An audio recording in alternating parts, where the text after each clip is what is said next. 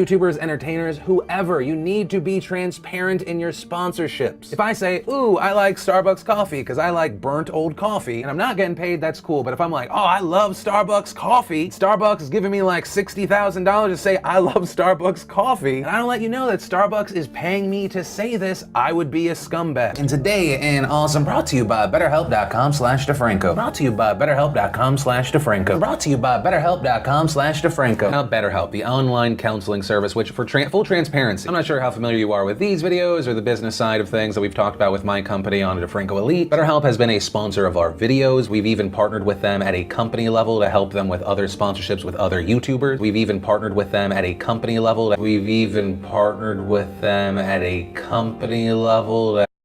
I would be a scumbag. Can you think of something more scummy than YouTubers exploiting their fans through a sponsor in order to make money? Well, imagine that scenario, but instead the fans are people with serious mental health issues, and the sponsor is a scam that is advertised as a treatment for these people. Now imagine that the company running this scam is called BetterHelp, and the YouTubers that are promoting it range from small-time vloggers to some of the biggest on the platform. And that is the predicament we have before us. I'm a little late to the party, but for the past week, BetterHelp has been the center of a controversy, and several YouTubers have dug deeper into this company and discovered some real suspicious shit going on. The story of BetterHelp can date back to 2013 and contains a lot of interesting information, but this is shit that's already been covered by other people, and if you want a full breakdown of the situation and what's going on, you can check out this Kiwi Farmers thread in the description, but I can quickly summarize what it is. BetterHelp is a company that exists to help connect people with mental health issues to professionals for a small fee. But it turns out that this company stated in their terms of service explicitly that they didn't take any responsibility for any problems that you encounter with these counselors, and they don't even verify them either. So now you have this duplicitous business operating and being promoted by dozens of YouTubers, including people like Philip DeFranco, whose company, Rogue Rocket, has been partnered with them for some time and is deep in bed with them financially. And thanks to the work of people like Memology on YouTube, who has been doing an ongoing series covering this topic, Shilly D and other YouTubers have had to conduct damage control after realizing they're promoting a scam and in turn exploiting their viewers. So, how did this whole shit show start in the first place? Well, I think it has to do a little bit with the YouTubers themselves. Let's visualize something from their perspective for a moment. These people work sometimes daily, if not more, like dozens of hours a week, to produce content on YouTube for their viewers. The ad revenue they used to get is now a small fraction of what it used to be, and they end up having to rely on things like Patreon and sponsored videos in order to make ends meet, thanks to the adpocalypse. And here is where the paths can diverge in two directions. You can get the small-time YouTuber who is getting one of their first ever sponsor and immediately looking at the dollar signs and just impulsively going for it that way. They don't do any real research into the companies themselves, and they just do service level shit to see what's going on and then take the sponsorship deal. Or you have the people that have had dozens of sponsorships in the past. They're big YouTubers, they produce tons of content, daily videos, if not more, they have hundreds a year.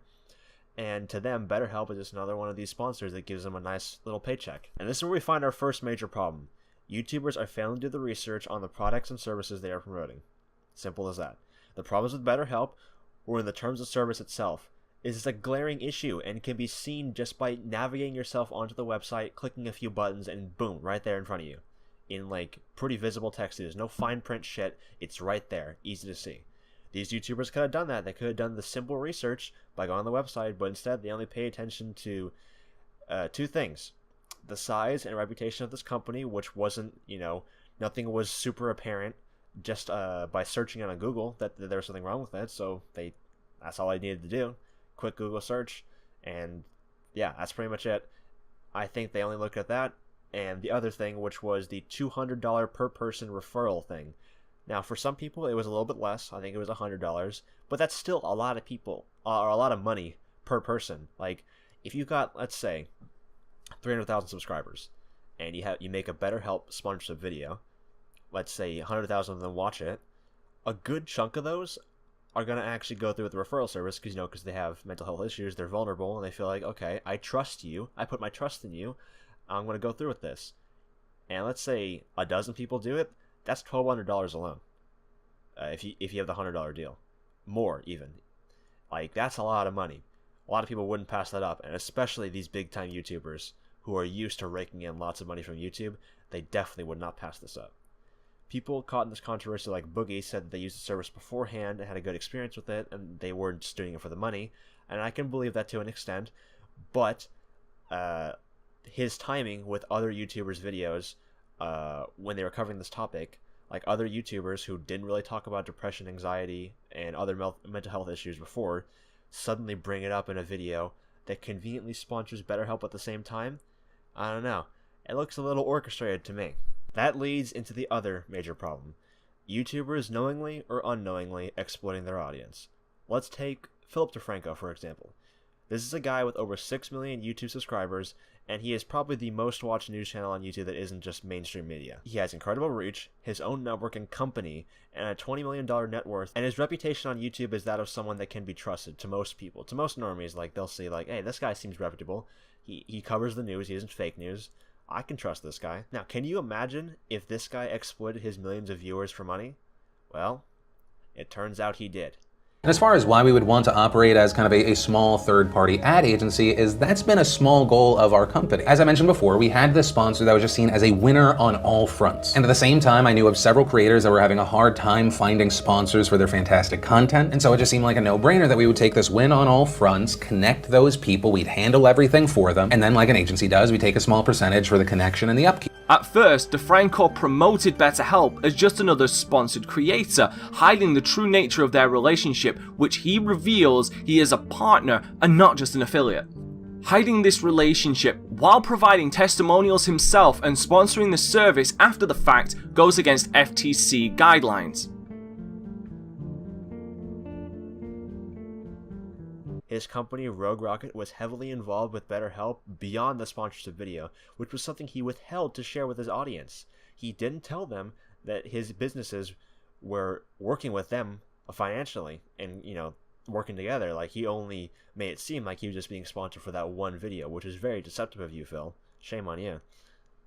And this is only reinforced by the amount of damage control he had been putting out and still putting out since this story got big this week. Now, can you imagine the amount of vulnerable people that watched him and saw his BetterHelp sponsorship video, trusted him, and they went through with it only to be scammed when their mental state wasn't all there? Can you imagine how they're feeling right now? Especially if people are like suicidal, watching his videos, going through this with this deal and getting scammed, how they might feel right now, what they're going to do next in life. And can you imagine all the profits he's gained from it too, especially knowing that he also took a share of the money from other YouTubers he gave his referral link to? It's honestly pretty fucking scummy. But it's too easy to call out the greedy fucking goblin for being a greedy fucking goblin. So let's talk about someone else. Someone that isn't Philip DeFranco. Let's talk about someone who's been in the spotlight on YouTube for the past few weeks now, Shane Dawson. Now, I personally hadn't heard anything about this guy for years. I used to I heard about him like an old YouTuber, like countless times ago when I was a little kid. But he kind of just like fell off in my sphere until he started making his overly dramatic documentary on the Paul brothers. And here he is, midway through his series, starting his video talking about BetterHelp with this YouTube therapist.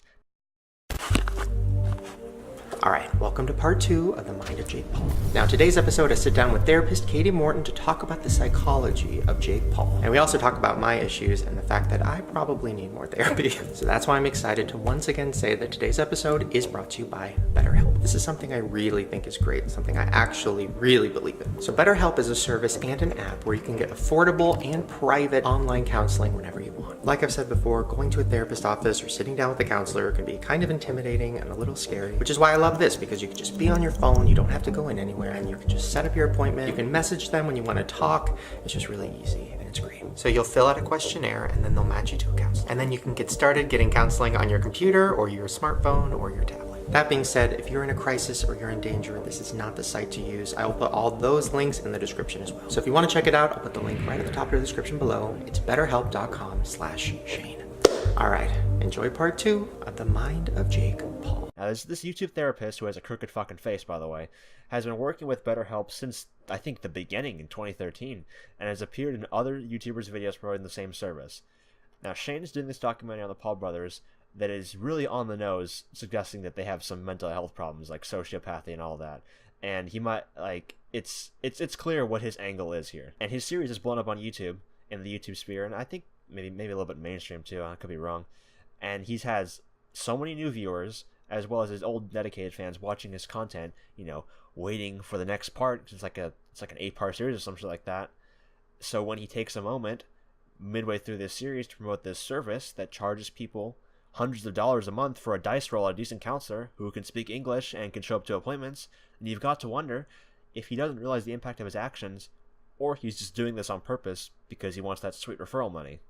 Now you see, we know Philip DeFranco, he's doing this on purpose. He's in bed with this company. He's working with it financially. He knows exactly what he's doing. But is Shane Dawson the same? I can't say. I can't say. He seems a bit more genuine in my opinion than Phil, but who knows what's going on behind the scenes. Either way, the damage is done. I think there's 2 types of people that would realistically buy into this BetterHelp scam. You got the complete retards who think that online counseling is just as good as in-person counseling, if not better, which it's not, by the way. Or you have the people who are really desperate for help because they're having mental health issues, and they see their favorite YouTuber promoting this thing, and they figure, okay, I can trust you. I got money to spend. I'll go through with this. I'll take your opinion as fact. You said to use the service? I'll use the service. I'll try it out for myself. And then they get a counselor who speaks broken English, schedules appointments they don't show up for, and they find themselves shit out of $220 or whatever. And, these people are coming to you for help with mental health issues, and imagine how they're going to feel now that they've just been basically stabbed in the back by their idol, people they look up to, and are shit out of luck, shit out of money, and are pretty pissed off, or in some cases, in an extreme scenario, probably more suicidal than they were before, because it just feels like no one is listening to them, not even their heroes. And that I think that's the biggest problem, yeah? It doesn't matter if 2 or a dozen or 100 people fall victim to this scheme. It's a problem if anyone falls for it, in my opinion. This shouldn't happen at all. And the issue really lies in that YouTubers are sending people to these scams for money, and they're doing it either for profit, because they just want the fucking dough, or they're so careless and just stupid and ignorant because they didn't do their research and they didn't get an understanding of the product and service they were promoting, that they duped their viewers. And I don't know which one's worse, in my opinion. At least the people that just do it for the money are a bit more pragmatic, I guess. I don't know. I really don't like the idea of thinking that these people with large platforms are just fucking retards and are so stupid that they fall for this shit and are having their audience fall for this shit too. That's kind of sad, in my opinion. And I think this whole shit show is going to end in one of 2 ways. You have the good ending, where these YouTubers take responsibility for their actions, they apologize, they make amends, and they look to better themselves in the future. They look to actually background check and research these products before they take sponsorships from them, and be a bit more responsible and diligent, and not fuck over their viewers in the process. And I think that's the better ending for everyone. The viewers will eventually forgive them. They'll come back to them. YouTubers will still be able to survive. I mean, it's just one fucking sponsorship deal. BetterHelp's not going to ruin your career unless you're the fucking crooked cunt therapist. It ain't looking too good for her. That's all I'm going to say. Or there's the bad ending, which is the more cynical and, in a way, more realistic ending, in my opinion. Is that the story is going to go mainstream. Mainstream media is going to cover it. They're going to see this and think, oh, this is perfect. We now have another chance to slander all of YouTube, like they love doing. It's their competitor. It's what's eventually going to replace them if everything goes well. Alternative media will replace the mainstream media, and they hate that. They fear it. So they're going to take every chance they get to make them look like awful people. First, there was the whole PewDiePie situation, which kind of led to the adpocalypse, and the result of this is going to be similar. These sponsorships are not going to happen anymore. These companies are going to refrain from promoting YouTubers and find somewhere else to do it. And these YouTubers are going to be, once again, robbed of a source of income, and they're going to have to do one or 2 things. They're going to have to get a real job, I shouldn't say a real job, a more traditional job, and make money that way instead of relying on YouTube, because a lot of these people are full-time. Like, YouTube is their job, and if their job suddenly like cuts their pay by a huge margin twice in 2 years, then they're gonna have to find another career, or, which I think most YouTubers will do, they're gonna find another way to make their money, which is gonna be way more fishy, way more suspicious, and next thing you know, come 2020 or so, you're gonna get another controversy like this blow up, but instead of it being like Candid, where it's YouTubers feeding an algorithm that will eventually fuck them, or being like BetterHelp, where it's YouTubers exploiting their mentally unstable viewers for money, it's gonna be something far, far worse. And I dread that day if it comes.